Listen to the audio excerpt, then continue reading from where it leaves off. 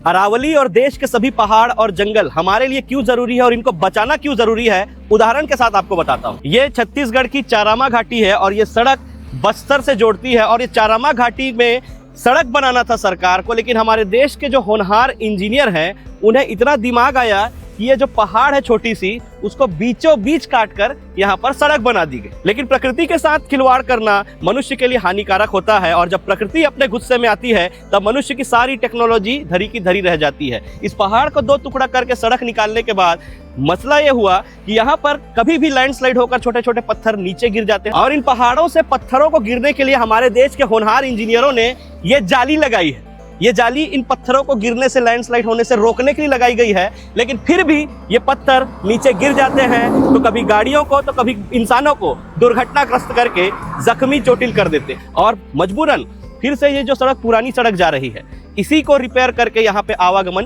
किया जाता है। ये पहाड़ न जाने सैकड़ों हजारों साल से बढ़िया अपने जगह पे स्थापित थी, लेकिन मनुष्यों की महत्वाकांक्षाओं ने और एक्सपेरिमेंट ने इसे बीच से दो टुकड़े कर दिए, जिसके कारण कभी भी लैंडस्लाइड हो जाता है। क्योंकि प्रकृति से जब हम खिलवाड़ करते हैं ना, तो वो बदला जरूर लेती है। आज देश के लगभग सभी हिस्सों में बड़े बड़े पहाड़, बड़े बड़े जंगलों को काटा जा रहा है व्यापार के नाम पर। साहब और उनके दोस्त यारों का क्या है, वो जंगल और पहाड़ को काट कर कभी न खत्म होने वाली दौलत को कमाकर किसी देश में, ऐसे देश में जहां की साफ हवा हो, साफ पानी हो, ऑस्ट्रेलिया, लंदन, अमेरिका जैसे देशों में जाकर जब आज से 10-15 साल बाद अपना टीवी चालू करेंगे तो शायद यही बोलेंगे कि ये इंडिया के लोग कितने बेवकूफ हैं। ये धर्म के नाम पर एक दूसरे का गला काटने के लिए सड़क पर आ जाते हैं, तो किसी को त्योहार मनाने ना देने के लिए सड़क पर आ जाते हैं, तो कभी बलात्कारी के समर्थन में सड़क पर आ जाते हैं, लेकिन साफ हवा, साफ पानी, साफ पर्यावरण के लिए ये बेवकूफ कभी सड़क पर नहीं आते। अंग्रेज और ईस्ट इंडिया कंपनी जब इस देश में आए, वो भी धर्म के नाम से देश वालों को खूब लड़ाए और लूट कर इस देश से चले गए,